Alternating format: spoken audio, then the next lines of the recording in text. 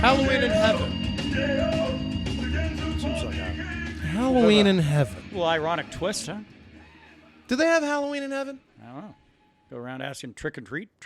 There's just really no one to ask. All right. I guess in heaven it'd just be treats, right? If someone could give me a proper answer, be like, you're full of shit. Ain't no tricks. That's what I believe. It's like, there is Halloween in heaven, ain't there? That's what we got to write. We got to write a song called "No Tricks in Heaven." Well, hopefully there are a few. That's what I mean. It's like, I don't know. Is there going to be currency? Is that? Come on, trick. I got a 20. I got a 20 on it. Can I sell my butthole for money? You can do that in heaven. Sorry about that. I was preoccupied with drinking. Hey, you know what? It's a bit of a rarity for you these days, so fucking have at thee. Yeah. No, I haven't had a beer in a fucking coming up on a month. Yeah, shit. You know what? Actually, I think it's right at around a month. You held true to the pact. Now, I've dipped into the whiskey a little bit. This would make actually the third time. But, you know, and it's just because I always try to nerf my fucking medical shit. Because it's the VA season. You can get excited about Halloween all you want, but my ass kind of belongs to them for about 2 weeks. So, well, for the perks of what you get out of it, I guess, you know, every once in a while. I guess. I had to fucking go up there yesterday for that shit. So, fun times to be had there. Yesterday was Wednesday, right? Yeah. Yeah, it was. Shit. Because I got tomorrow. Well, we both took Friday off because Friday is that's an observance of this particular meadery of the Friday before Halloween, unless it falls on Halloween, in which case that's the observance. But Halloween's on a Sunday this year. It's a little hard getting in that particular spirit. I gotta admit, man, I'm not really feeling it this year. Yeah, I mean, I thought, well, at a minimum, we'll watch La Llorona. And because it was the one I've been wanting to see because I forgot about it last year. And it was already after Halloween by the time I thought, well, I'll just watch it next year. Let's watch it for Christmas. And then you were wanting to see Halloween Kills. Yeah, which was actually like free on Peacock. Boy, you better look out. You might get canceled. Why so? The LGBTQA plus. Damn. Folks. Okay. Want to cancel Michael Myers. No. Leave my horror icon alone. Because he apparently, spoiler alert, kills some gay people in Halloween Kills. Oh my God. No, really? Oh. And I thought, well, wait a minute. Well, which would they throw a bigger fit about? That or if they cast no gay people? For Halloween that's fucking what I'm talking about, man. Like, I'm getting the feeling this Mike Myers guy is going to kill everybody. This is getting to be bullshit. Yeah. I mean, I legitimately thought it was a joke until I was like reading down further and further, and then they referenced the Chappelle thing and. Oh God! So because Dave Chappelle kind of went off with a bunch of fucking, I don't know. You can argue. I'll let you determine whether or not there is. Validity in his entire bits that he has done over the years. But that's the thing. They're bits. This is a movie. It takes place in fantasy land. Yeah. So what? Maybe in Halloween Ends we find out Michael Myers is gay. Is it okay then? No, you find out Superman is. But that was a different thing altogether. Oh, yeah, fucking. Yeah. No, it's. I don't. I don't know. We're really straddling that edge of pissing people off. Yeah, no, and we are. But then it's ridiculous. That Michael Myers thing is bullshit. The I don't get the fucking vitriol, the outrage, the bloody screams of "I want to slay all of you people that disagree with me." Yeah, from African Americans, Latinos, the bulk of our population. Yeah. Seemingly about you can argue numbers 2 to 5% of the population, very, very vocal on everything, which tells me if everything makes them angry, can we put them on an island, Hawaii maybe? Turn them into chum? Well, just like, look, you can live there amongst each other. All of you are unique, just like each other. I say give them the fucking internet. Let them live in the internet. Let them have their own little shit matrix. I think they already kind of have. So, God damn. And now here's the other irony: is that I've got a lot of friends of mine that identify and that L, et cetera, Sure. society. Same. That are fucking pretty cool people. And they don't really, it's like, yeah, well, I don't want to be one of those dicks to make us look bad. Man, there are some that have no issues with that. And the more vocal you get over preposterous things, the more it makes your position look a little fucked up. Oh my God. Oh man. Not only are you not fucking kidding about that, No. because of course I had to be like, Oh, yeah, this guy's got to be full of this shit. guy's pulling my ass right now. No. Not only that, there is a scene in the movie which is shown pretty heavily in the trailers of Michael Myers running through a fireman. Because at the end of the first movie, the house is on fire. We think Michael Myers perished. Psych. Just kidding. And firefighters, they would put out fire. He comes out and starts getting work done. Firefighters have a petition to have that scene removed from the movie. Yeah. Do you feel like maybe people are just throwing lines in the water to see what people bite at? As far as like what will enrage them? Well, let me ask this. What is the world that these people want to see? Nothing? Just sitting around your house, nodding at your significant other, maybe a wink here and there as she knits, and you just read the Reader's Digest for that week. Get into the humor section of it, so you can give a little. Is that the society we want? Because that's what Christianity wanted, right? That. Oh, by the way, if you think you're safe in this podcast, fucking think again. No, we're like South Park, man. Ain't no one safe. Everybody is getting some shit today. I'm legitimately taken aback by this. As you should be. It's like even the fantasy realm is no longer safe. You can't create. There's no fucking way. You can't give people identity that is rooted in reality because people are going to get too goddamn hurt about it and want you to change your artistic vision. Which that I say you can go fuck yourself. The thing is that fantasy or fiction doesn't even matter. To go off on a bit of a nerdy aside for some of you, various different Facebook groups, there's like 3 of them that I'm a member of, and all of them are about running tabletop games. Yeah. A couple of them specifically about Lord of the Rings kind of shit. You would think, well, how is that even valid? J.R. Tolkien wrote that shit back in the 20s for The Hobbit and wrote it in the fucking 40s, in the 50s for Lord of the Rings. Yeah. So how's that even relevant?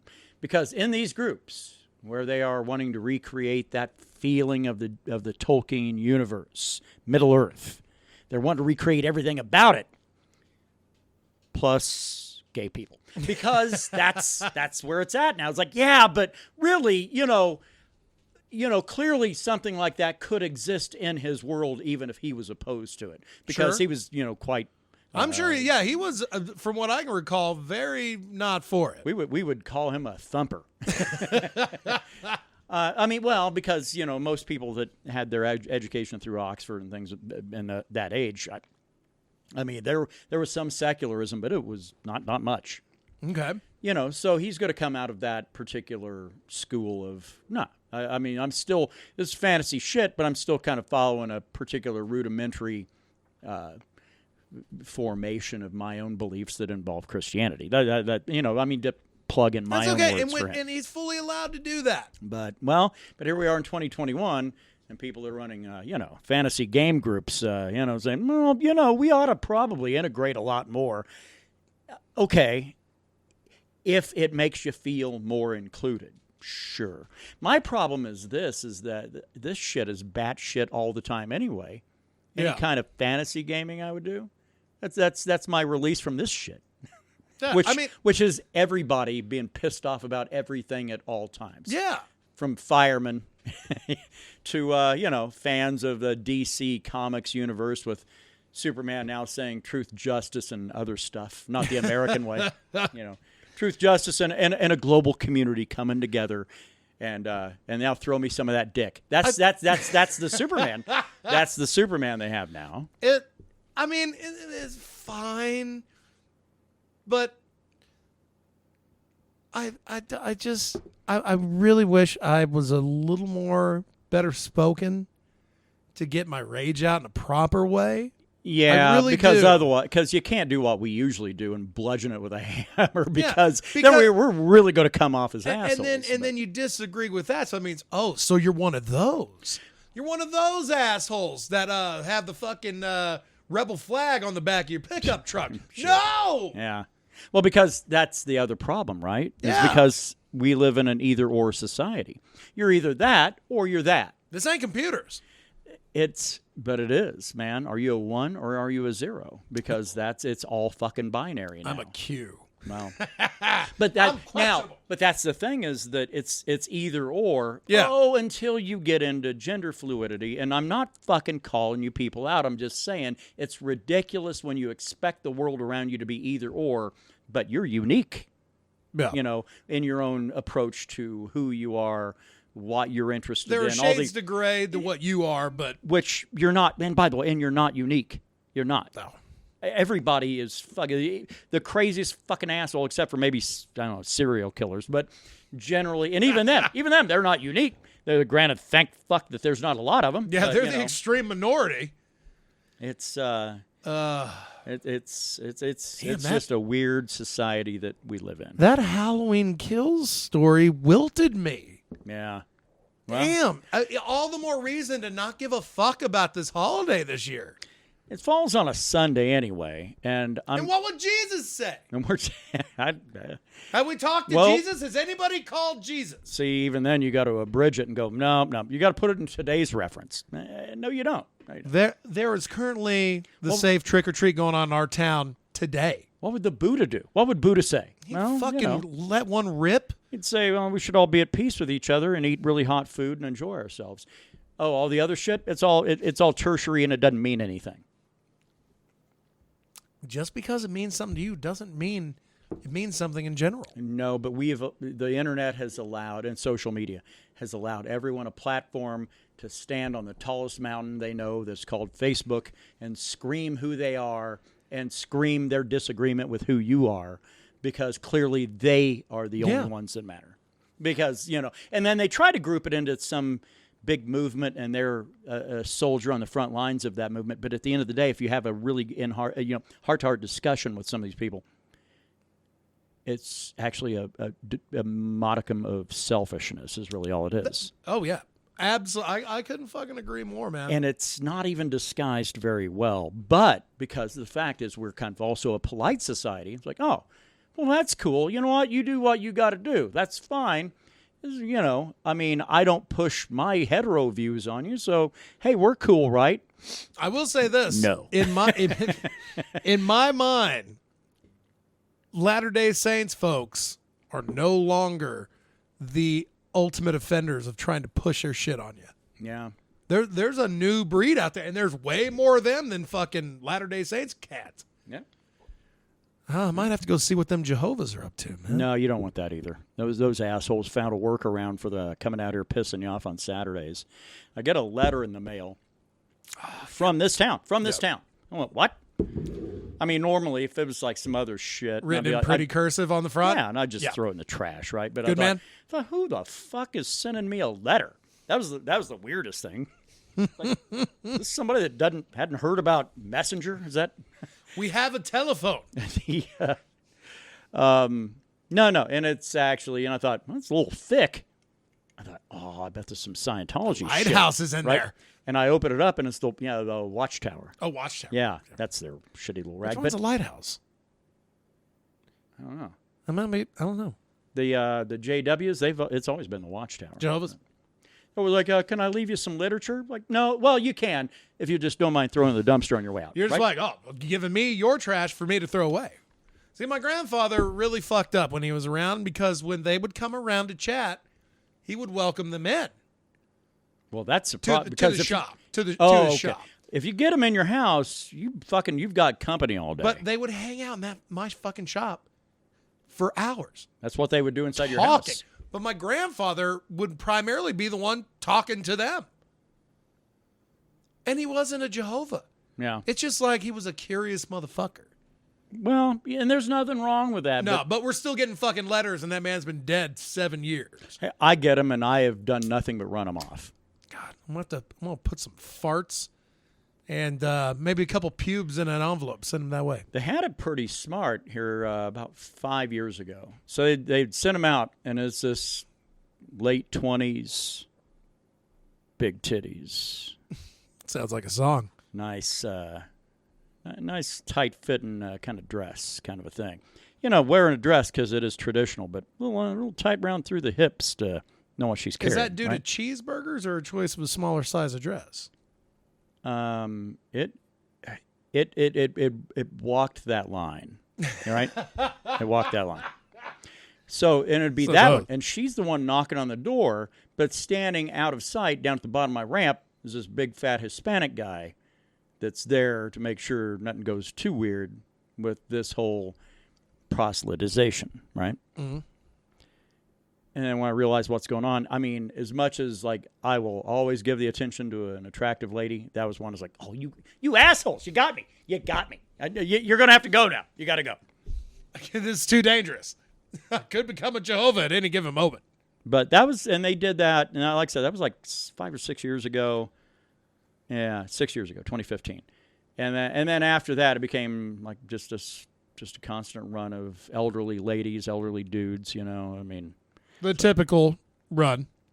You know, ordinarily it's like, I would like to talk to you about our Lord and Savior Jesus Christ. It's like, oh. Oh, Davey. Oh, your guy. Okay, can we talk about my guy? Well, I got guys. I got some ladies and guys. That's right. Even a few that might straddle the line of like creature and man. They don't want to hear it, and neither do you. Right. And you know what? Bottom line is this: what you like, don't be a dick. That's it. I'm not going to sit here and ram it down your throat. Listen to this podcast for, you know, we just come here to get our rage out and kind of try to make sense of this goddamn world. I didn't have any fucking rage until you mentioned that story. Yeah. Holy I know. shit, I knew it wasn't going to be well received, but I thought it was fucked up if I didn't bring it up. So damn. I mean, I was at that weird crossroads. Like, God damn, I think Brandon's actually in a reasonably good mood. This is a Friday for the Mead Hall, right? It's true. Friday 1. We got Friday 2 tomorrow. Yeah, but I thought, but he needs to know because I know this guy's really, really juked for this fucking movie. So. And the Halloween franchise, that's my baby. Yeah, that's my favorite shit. I even welcome in all the sequels because they're all part of the same monster. Yeah. It like I could understand if maybe someone involved in the movie had made a slur or said some shit, right? That all of a sudden is getting pulled up now because this movie's out. And that's the one thing I will also qualify everything we've talked about, and that is that none of this is met with any measure of disrespect to the individual. The problem is the outcome of what you expect, and I don't think that many people have thought it through. No way. There are consequences to what you desire this world to be. Look at all the fucking stupid idiot, you know, the dummies wearing the red caps. You know, make America. I thought I was going to be wonderful like again, or whatever it was. Fucking good again. Make America good again. Those people, they have a worldview that is not in line with my own. Yeah. I don't run around bashing them about it. I will point out that the two-party system is poison for our society. It's almost like it's so bad. It's almost like Bill Gates and Mark Zuckerberg figured this out, you know. And it's like we need to divide these people. They're way too coherently in line with each other's beliefs of an American system. And they might vote for this party or that party, but it doesn't really, at the end of the day, change their opinion of things. We need to divide these people. Well, yeah, social media has certainly put the fucking pedal to the metal on that. You put a spin on it, though. That's hard to argue against. That instead of the division being set by 45, the platform itself was a division. George Washington himself had said, "Don't," something to the effect of, because I have to synopsize it because I'm not going to remember verbatim, but to the effect of, don't allow this country to establish a party system, because they'd already had it with the Tories and the Whigs in England, you know, right, during our revolution. They said, you know, we want to get so far away from those fuckers. Let's not even have a party system. Well, that worked for all of about 8 years. And when No. Washington was no longer president, John Adams ran and said, basically, I want all you people to fuck right off because I am a Federalist. Suck this. If you are a Democratic Republican, which that's what they were, then you especially are my foe. And there we go. And then Thomas Jefferson, a Democratic Republican, the precursors to Democrats, the Whigs, or the Federalists, the precursor to nothing. The Whigs, the precursor to Republicans. But yeah, we as humans can't be trusted with politics. That's power. We can't be trusted with power. Anybody that wants power should not be allowed to have it. I think we'd be a lot better off if that were the case. Curse me for pissing before this show. Oh, goddamn, you just pissed like 5 minutes ago. Man. Energy All right. drinks, bro. Oh, yeah, well, they'll do it. Speaking of which, energy drinks. Let's talk about that for just a second here. Brett, our third, he'd kind of got both of us onto the whole guayaki yerba mate energy drinks because it's an energy drink that's not going to blow out your goddamn kidneys and kill you in your sleep. I do stop short of calling it healthful because it does have a lot of sugar to it, but natural sugars. We had found it's a tea company that actually puts out a pretty interesting beverage. It's essentially it's like tea water, but it's clear. Within the cap lies the flavoring, and the flavoring's all natural as well. What is it? All about tea or something like that? Tea of a kind. Tea of a kind, yeah. I think we had an item at the dispensary that was similar. It was a cocktail, cannabis cocktail. And you would open it. As soon as you open it, it would shoot the THC into. It's just water. That's actually really cool. That's all it is. Is it a product made by the company you work for? No. Okay. Oh, I might be on board then. That's a thing straight out of California. Yeah. I mean, and Brandon certainly can't weigh in, but I will say that the company he works for, they make their own products. They're knockoffs of good shit. So that's my opinion. That's my opinion only. Well, and that's really what we work on. Nothing that we will provide, everything's anecdotal. We can't say this will get rid of this. If you got butthole tumors, put that on your butthole. It's going to make them just shrivel right off. Well, nobody in any medical capacity should ever be in a position of saying that. But it's really just we have to go so removed and say, well, we had a patient come in, use this for a couple weeks, and said they had great results. Sure. So we have that to pass on to you rather than our own kind of personal recommendations. Which is kind of cool too, because usually when I go in, if it's one of your coworkers, because I don't usually do business directly with you, but if it's one of your coworkers, always a lunch. Well, there's that too. But I do like to tell them my findings. Good, whether they want it or not. No, we do. There's a tincture that it's a syrup I've been throwing down on for the last month. Dosing is a little weird, so you have to be consistent on the dosing. And once I figured out 1 teaspoon equals 15 grams or milligrams. Oh, 15. Woo. 15. Let me try one of those. I don't want to live anymore. 1 teaspoon is 15 milligrams, and so that's my dosing measuring stick now. But different from the others is it's alcohol based. It's a proper tincture in the term. A tincture is in its essence is alcohol based. If it's oil based, it's not in essence a tincture. Of all the other products I enjoy that are not alcohol based, the consistency is not there. I might take a capsule or a serving or whatever on a Tuesday and get fucking shit hammered. Wednesday rolls around, I take the exact same dose of the exact same thing, and I barely feel the effects of anything. This stuff, make no fucking mistake, it is the same. Day in, day out, same. I think it has a lot to do with the fact that it's alcohol. Yeah, it is. It has to be. I mean, the science that I know of is, it kind of starts and ends with a decarboxylation decarboxing process, and that's where you're trying to remove the THCA, trying to remove that acid component into pure THC. There is a variety of means to do that, to achieve that. Those varieties generally through heat or through alcohol.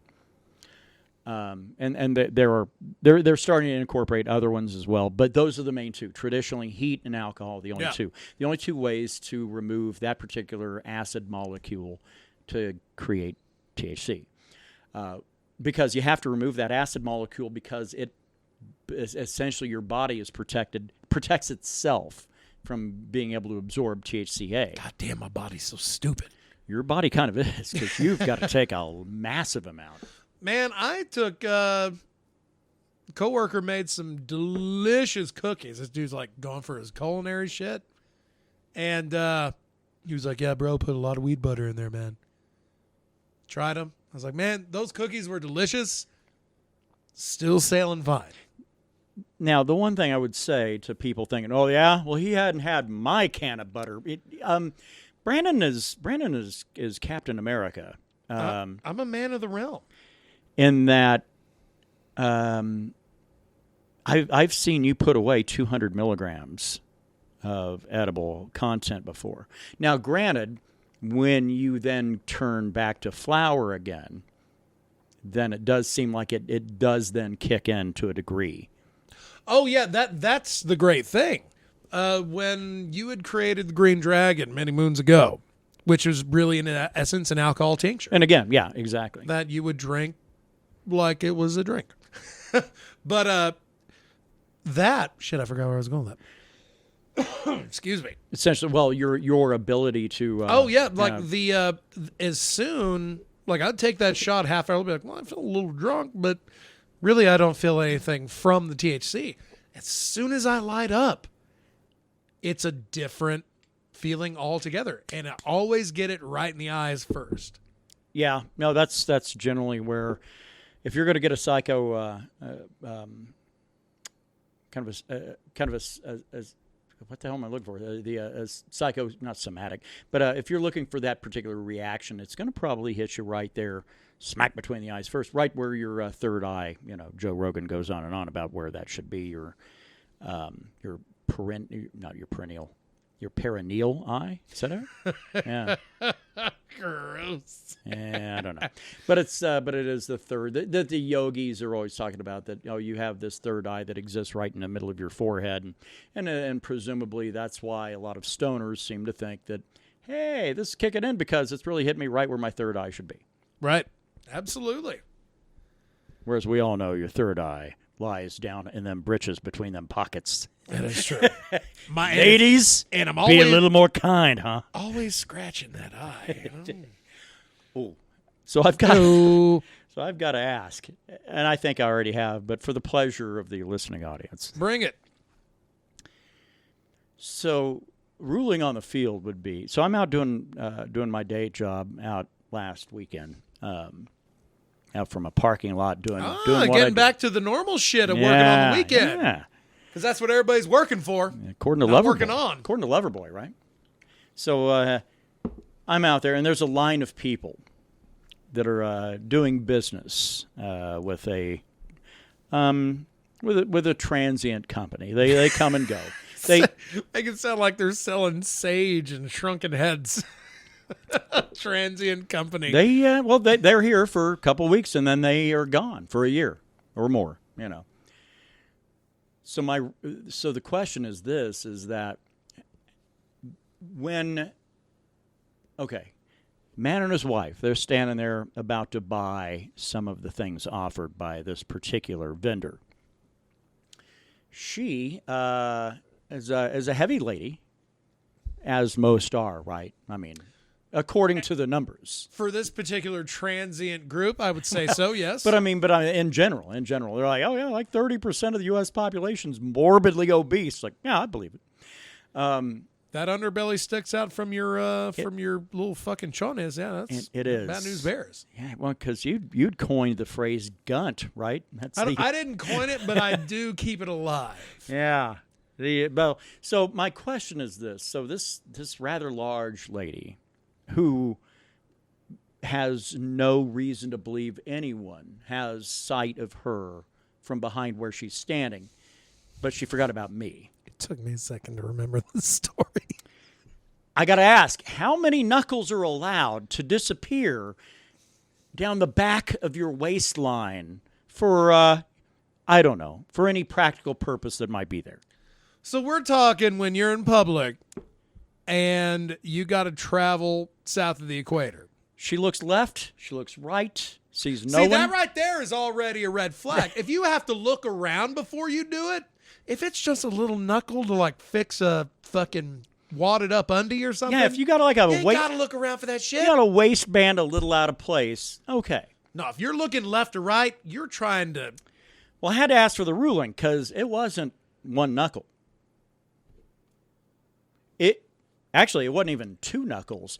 Actually, I would say the upper half of her hand disappeared down in the beneath the waistline of these spandex inspired pants that large people wear because they're comfortable. I thought of a question to ask just now to piggyback onto that. Okay. Did she pull her pants down at all with this process? No, she did not. No shit. Nope. Just a reach back, dive like you're trying to grab a catfish out of a muddy hole in Oklahoma. Oh my God, dude. Let's just wrap this shit up. I'm gonna go puke. Quick little grab, like she was petting a kitten, and then that hand comes out. Could have just been like a bead of sweat in the crack. I don't know. Like I said, it looked like it was a motion. It looked like she was petting a kitten. And it was on the back. In the back. Right in the middle. In the middle. That's just a little butt crack sweat waiting in line for I don't think treats of the day. The whole hand would have to disappear in order to get to that that If money maker. If right? you're trying to get to the butthole, or God forbid, what's right around the corner from the back end, you're gonna need it. You're going down to the elbow at that point. I bet that middle finger smelled really bad, right? And that was on a day when it was like 85. Oh, but that's an Eastern New Mexico 85. Ugh, yeah. I mean, it ain't. And thankfully, at least it wasn't humid. After we'd gotten like accustomed to cool weather, so then it comes across and it feels like a fucking heat wave. Feels like Atlanta, Georgia out there, minus the fucking illiteracy. The butt crack sweat runs for days. Welcome to the Mead, Metal, and MMA podcast. We get together. Get together once a week. We talk about some things. Some we shouldn't. For over a half hour. Shall we get to the medals? I think so. Mead update. Oh yeah, I was going to buy honey. I didn't. Okay, moving on to the medal. There we go. So we ain't got LJ here. Our good man, our good friend, is off enjoying a vacation. Which I don't know. That guy just randomly goes to concerts, like out of town, something that we would make a really huge fucking trip out of.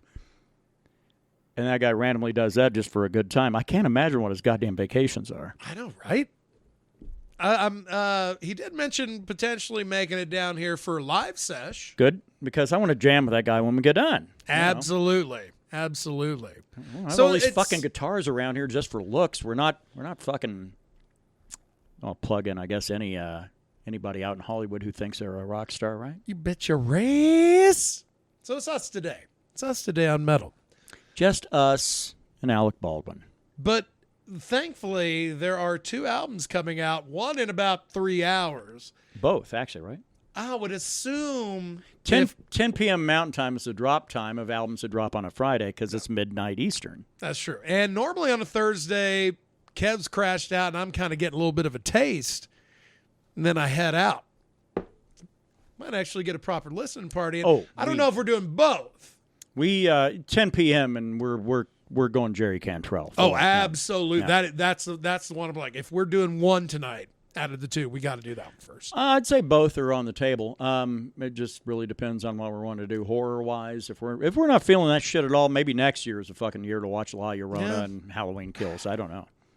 Well, I mean, Halloween Kills at that point now, I'm just like, I'll just fucking watch it when I got some downtime. Well, we can throw it on later. Let's get fucked up and watch it later, so that way maybe we're not so angry. I don't know. Oh, no, apparently. I don't know, man. If any gingers get murdered in that, I'm going to be done. That's right. I'm done with the seat. I want to find a dumb, a dumb guy served in the Marines that has some health issues. That's what I want to see. And then if he gets offed, then I can get online and get really angry. Really angry. I didn't get as descriptive as what would offend me, but I could throw a few more adjectives in there. So anyway, tonight, we got Jerry Cantrell putting out Brighton. Brighton, yeah. And we have Mastodon putting out Hushed and Grim, a double album. Whew. Not out yet, so we can't offer a review. Now, we have a little bit of basis, though, a couple of stones that we can step on to cross this particular creek. We've gotten 3 tastes of each. It's weird to me that Cantrell put out a single 1 week before release. Siren Song? Which, now, if he did that, I get the weird feeling that he did that to let people know, by the way, here's a third approach that we're going to do, that I'm doing on my record. Do you think he's going out of his way to show just how layered this album's going to be? That's the only reason I could think to do a single release 1 week before your album drops. Yeah, because, I mean, the first 2, fucking... Now, Mastodon, they have about, 2? 3. Oh, there are 3. Yeah, they got fucking Pushing the Tides, Tear Drinker, and Sickle and something. Was that last one? That was like the one they put out around the same time Siren Song came out. Huh. Sickle and Pride. Sickle and Hammer, the old Soviet Union. Oh, yeah. Let's get her done, comrade, huh? Yeah. Let's just collectivize all our shit. Let's get her done, comrade. Let's just collectivize all our shits. I wonder if a fucking Russian has ever heard, let's get her done, comrade. Fuck yeah. Bringing it back. It's okay. He's bringing it back. Old Larry the Tool guy or whatever his name was, right? You gotta fucking stop. Goddamn, I can't find the name of that shit. But I feel like you get a much more nuanced take on what Cantrell has put out so far.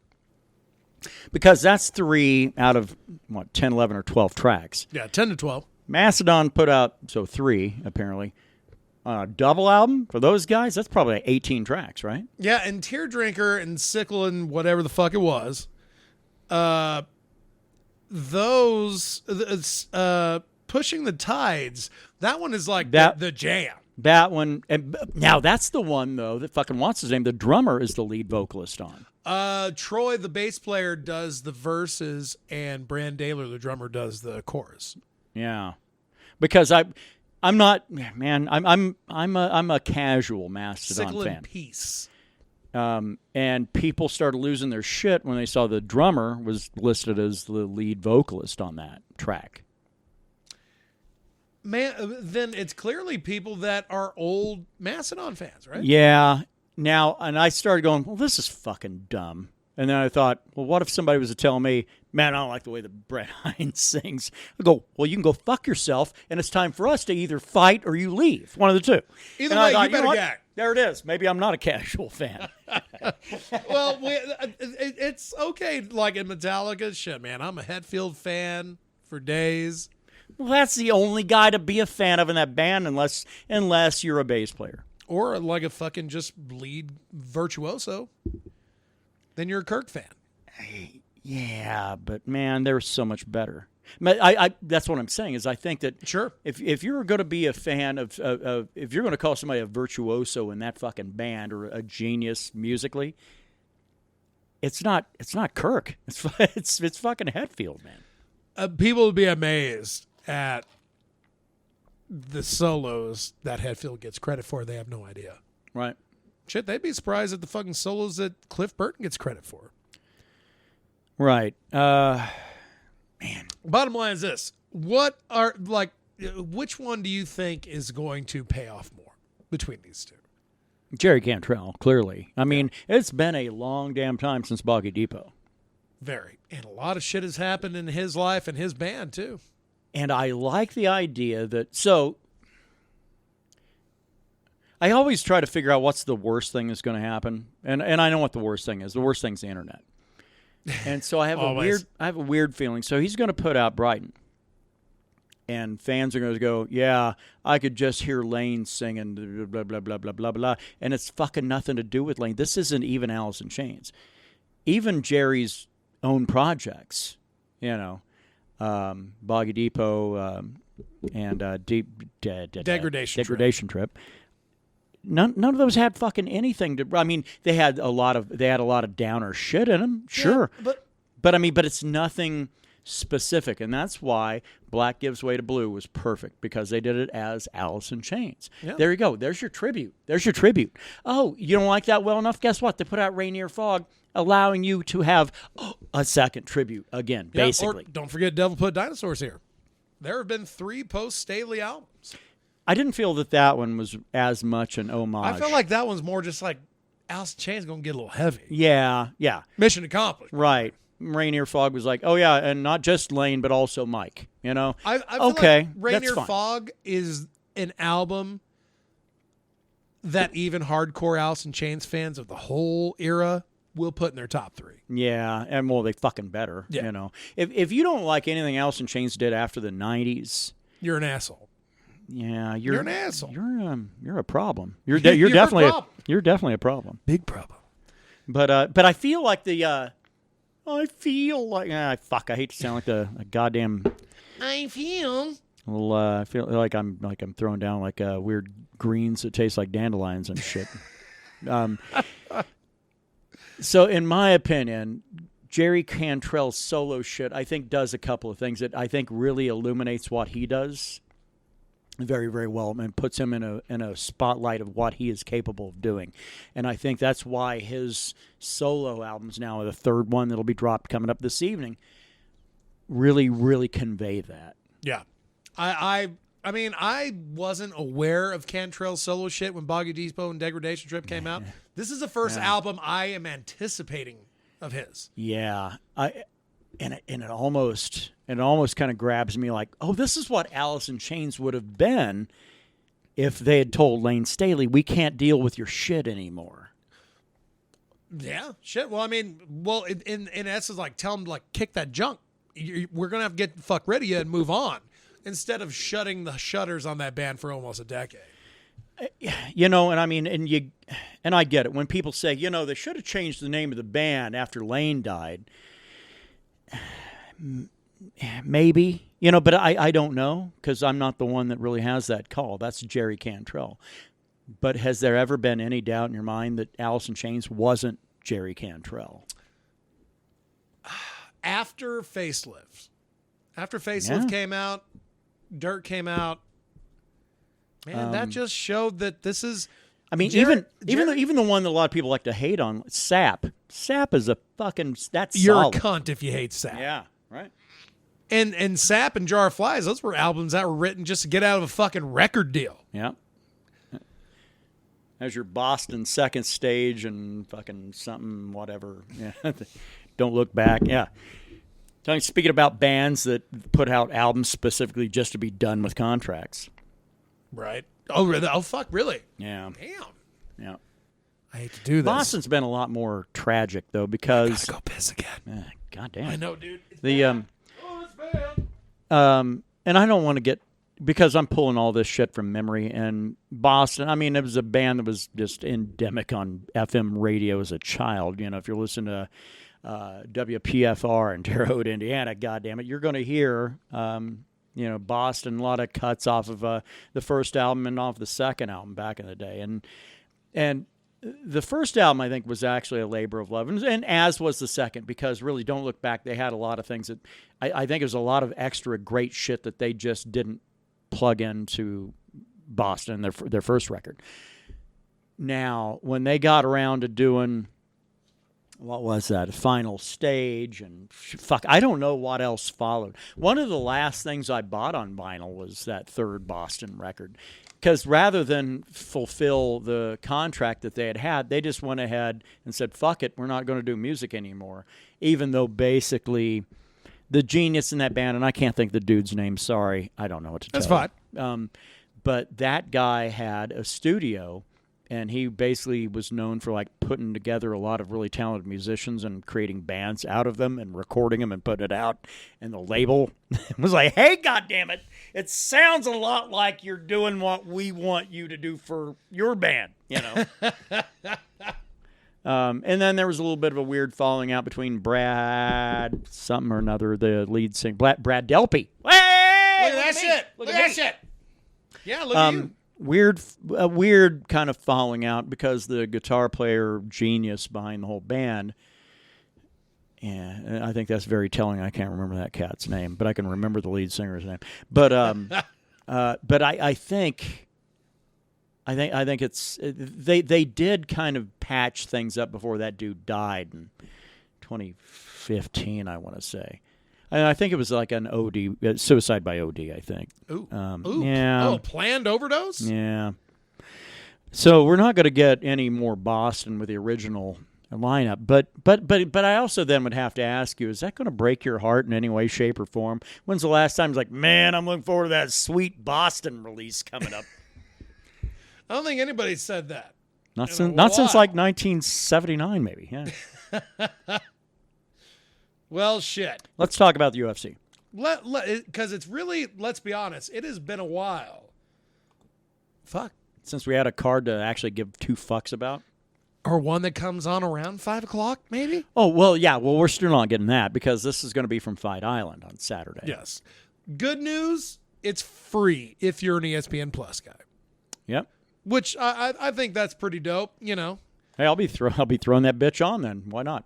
Why yeah. not? I mean, because it's noon our time, noon Mountain. So if you're on the East Coast, it's 2 p.m. If you're on the West Coast, it's right after you're getting done with your avocado toast at 11. Ooh. You know, I've never had avocado toast. I have. You're not missing shit. Well, like, what is it? Avocado? I mean, it's avocado on toast. Fucking guacamole and some Parmesan on a piece of toast. Or whatever. You know, I'd like to get those little cherry tomatoes and maybe some olives and maybe it's nonsense. It's a base. It is a base of smushed fucking avocado on top of a fucking piece of bread that's been jammed in a toaster. Gotcha. That's all it is at its base. And then add from there. Be free and be creative. You can be who you want to be. With your avocado toast eating ass. So we do got a pay-per-view coming on Saturday at a very disagreeable time. A free one? Free of charge. Free of charge. How can you call it a pay-per-view if it's free? That's true. No pay-per-view? You just got to call it UFC 267.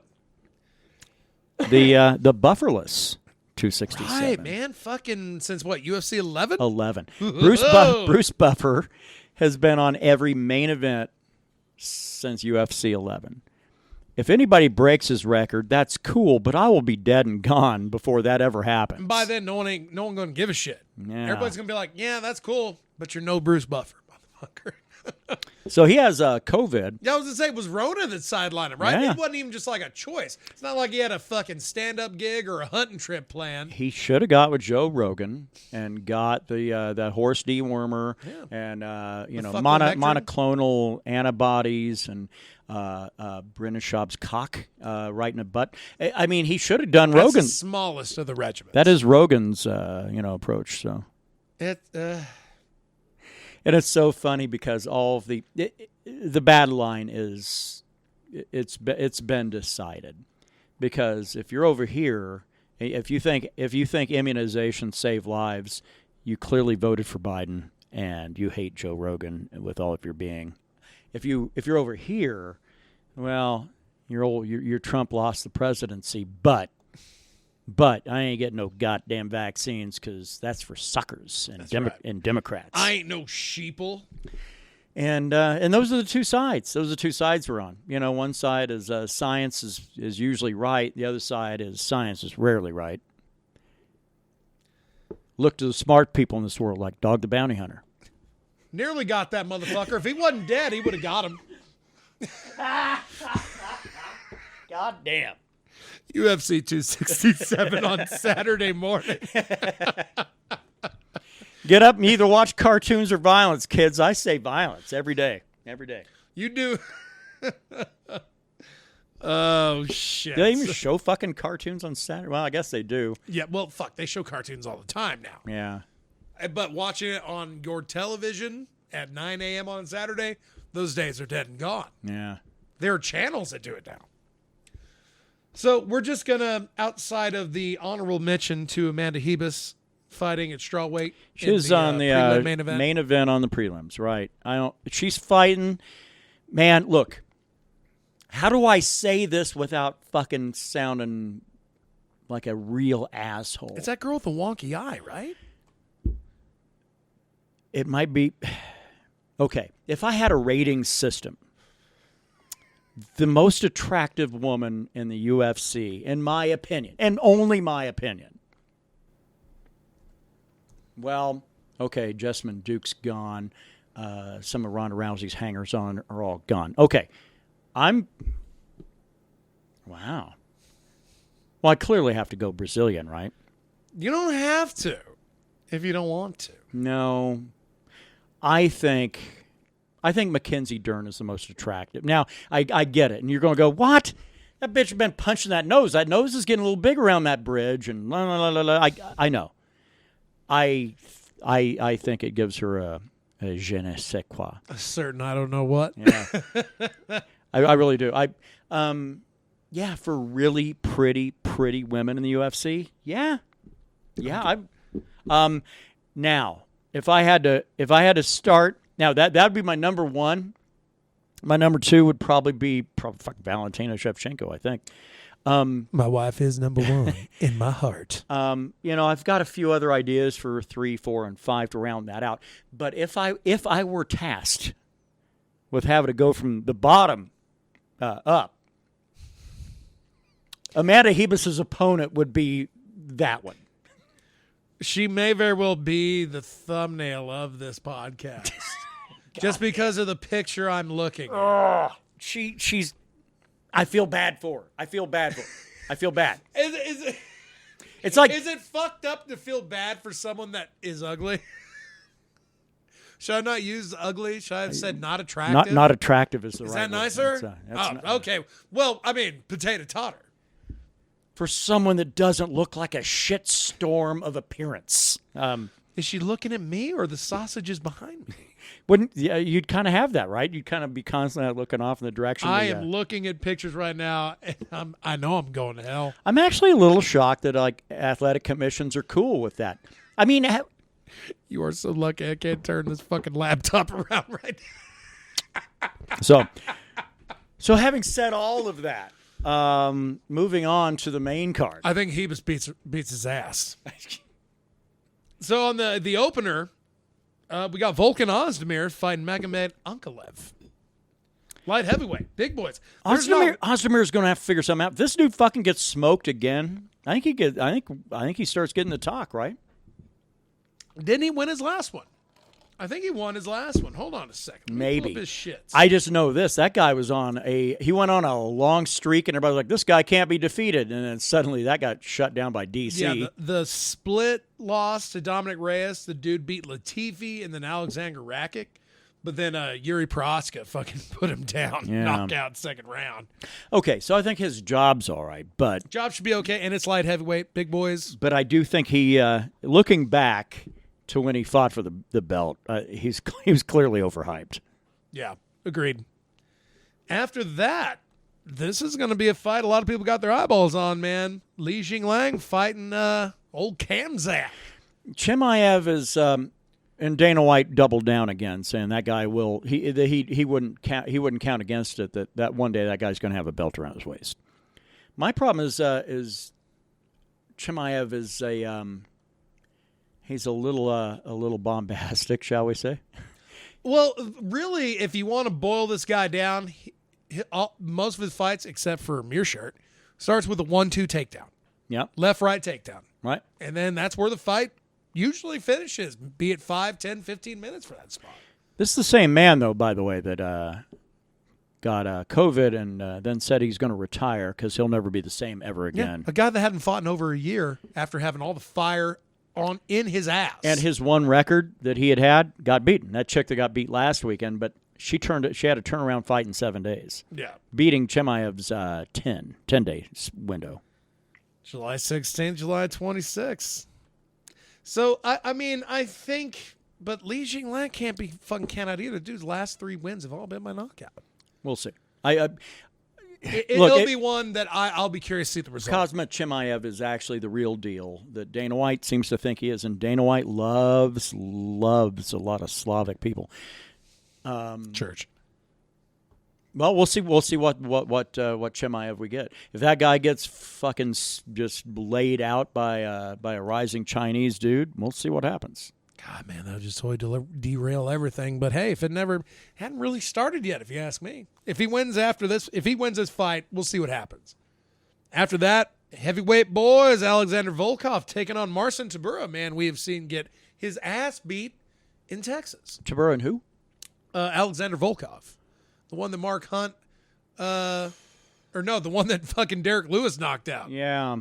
Man, that's he's knocked out both of these men. That's 2 fatties. Yeah, that's 2 fatties that a big fatty dominated both. Marcin Tybura, very heavy underdog, which kind of shocked me for a guy that's ever since that Derek Lewis loss has done pretty well. I would probably take a bet against Tybura. Yeah. I think Marcin Tybura. I think he's prone to getting I think he's prone to turtling a little bit. When presented with big hands. And I do appreciate that this guy knocked out Greg Hardy. Sure. Greg Hardy needs to be knocked out by everybody he squares off against. Did knock out Walt Harris as well. I mean, dude's got a good run, but Volkov is a big man. Volkov's a very big dude. Big. Lightweights coming in. Islam Makhachev fighting Dan Hooker, 155. This is where Hooker has got to put up or shut up because he's got to get it. He has been talking a lot this past week. Look, Makhachev is actually probably a guy who is on the ascent. This is a fight to figure out who it is that's going to be like your number 4 in the division swinger. Like if you're below that guy, you got to prove yourself. If you're above that guy, get your title shot when you can. Man, Islam Makhachev 20-1. Dan Hooker, his biggest asset, got fucking pummeled the last time out. So I don't know. Yeah, that's going to be. He has a lot to. Sadly, he has a lot to prove in this fight. A violent man. I mean, the Michael Chandler fight did him no favors. Clearly, the Hack Barajas fight, he did win. It was by decision, but still, he's got to put on some effort. Lightweight division ain't getting any smaller. Dan Hooker's a weird guy, and the fact is that it's just about damage. How much is it? His goal is to put out more damage than he takes. Right. And dudes like that they're not long for the sport, you know. I mean, look at Chuck Liddell, perfect example. Look at Justin Gaethje, man. Yeah. Who, by the way, now, God, he's already started up his chiming, but I blame a lot of that on his management. That fight's a week away. Oh, is it? Yeah. Why did I think that was December? A week from tomorrow. Okay. Co-main event. Peter Yawn taking on Corey Sanhagen for that sweet interim bantamweight title. I like Sanhagen in that one because I think he's a guy that learns from his mistakes, and I think Peter Yawn is going to be really similar to the AWOL TJ Dillashaw. Yeah. Even the loss, that's a funny thing. Wouldn't you have thought that maybe Dillashaw would have gotten this after he technically beat him in the eyes of the judges? Sure, but Dillashaw then turned right around and said he needed like 8 months off. Right after he said, "Daddy's back, bitches." Well, Daddy need a nap. Well, Daddy back, bitches. Right after I get done running off of this, fucking escort girl from or croupier. I'm glad it's Sanhagen. Yeah, I am too. Dillashaw's got to get some work done, man. Talk about a win really being nullified by everything through your own actions of inaction, right? Destroy your own shit. Yeah. Best way to burn it down is if you do it yourself. I'm rooting for Corey Sanhagen. We'll see. I think it's going to be a good fight, but I'm rooting for Sanhagen. No shade thrown at Peter Yawn. No. I mean, now, especially with the champ we have now. The problem is that whoever wins this fight may very well be the champ because Aljamain Sterling, I thought it was just like he's trying to pull this mid-2000s champ shit that Cain Velasquez started. Of like, I won the belt. I shouldn't have to fight but once a year now. Which, no. But it turns out not necessarily even that, right? Really not. No, he had neck surgery. Yeah. So, Which, I mean, that's I mean, fine. which is okay. But if you get that belt and you're like, well, I'm going to go get a surgery that's going to put me on the fucking shelf for a year. But look at all of Aljamain's previous fights, too. That guy doesn't fight very often, period. Winning by disqualification of a fucking shot by the sitting champ. Man, there's a lot of shit about the one, because that's what, 135, right? Yeah, this is back in March. There's a lot of things that aren't very savory about that division right now. You're right. You're right. And the biggest problem I have with the 135 division is the champ. And trust, you know me, I'm a fucking Sarah and Longo guy for days. This is not the right guy for that. I agree. I think you're right. And I think whoever comes back to fight Sterling, be it Sanhagen or Peter Yawn, whenever the promotion says fight or lose your belt, then suddenly he's going to find a way to do it, right? Yeah. Now, and then if he does win, whoever he faces off against, and he does win, he'll say, see, I took this fight, and I was even injured before this fight started, but hey, I'm a champion, blah, blah, blah, blah, blah. My thing is, I don't think he wins whether it's Sanhagen or Yawn. Right. I don't see a bright future for him. He wasn't really winning that fight against Peter Yawn in the first place. No, he was not. It was not looking good. That's what makes it even worse. It's like, a disqualification blow got that guy the strap. And it's really got to suck to be the champ and no one cares at all. Because everybody knows. It's like this guy didn't. In my mind, that fight's for the title. Sure. Main event of the evening, light heavyweight title shot.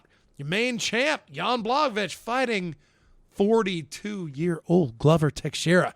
I'm already going to go on record saying I'm going for Glover. I'm not. I can't go for Glover. The problem I have is that I think Glover's just hung around long enough, and I think the promotion went, what? This guy hadn't had that many fucking title shots. Let's give him a title shot. Well, he's had one. Yeah. He's gotten one back. When was that? And he's been around a very long time. That was against John Jones, right? April of 2014. Yeah. That's when he got his title shot. But you got to give this guy credit. Since the fight against Carl Robertson, January 2019, the dude has won 5 in a row for being where he's at. He's beaten Ion Cutelaba. See, here's where the problems arise.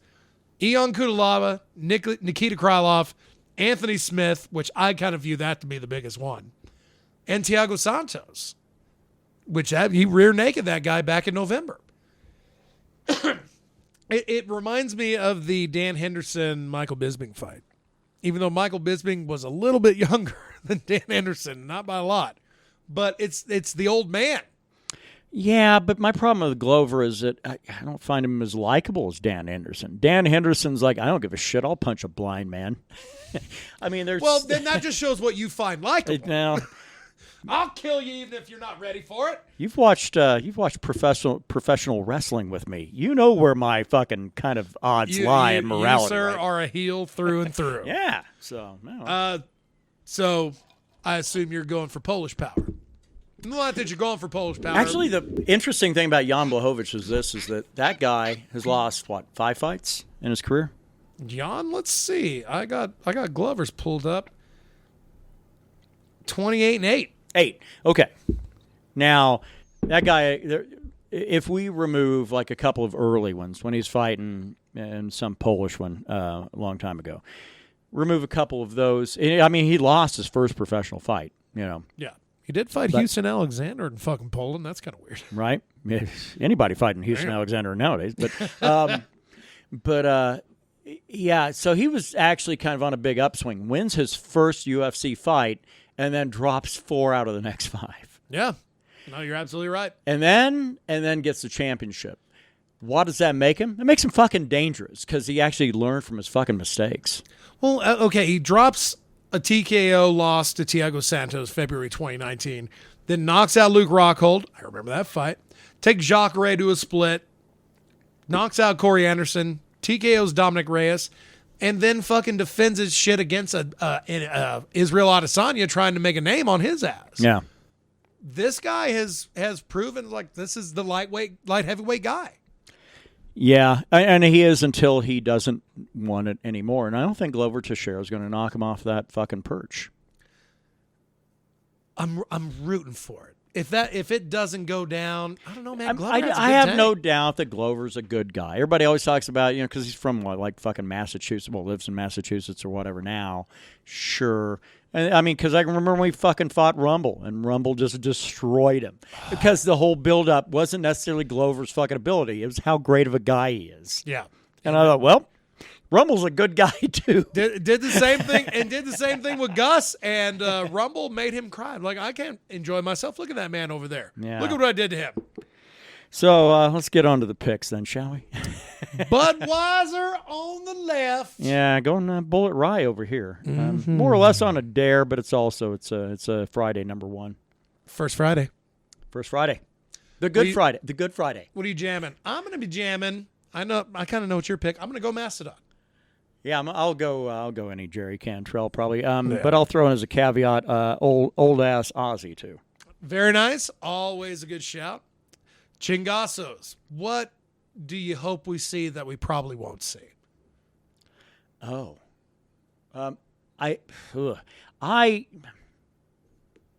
pie in the sky hope. And it's not even the I'm a fan of the guy. It's just I appreciate fighters who just walk forward and throw.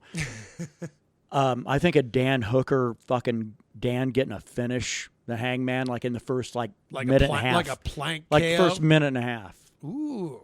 But but that's Vegas would fucking really go. Really, anybody want to take that bet? Really? Because nobody. That'd be a tough one.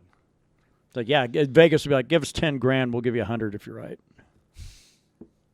I like to end on this note, just because something you identify with dies in a horror movie doesn't mean you're being targeted. Yeah. Have a good night. That's kind of what that is. All right. Hey, we're going to be back a couple of weeks. Oh, shit.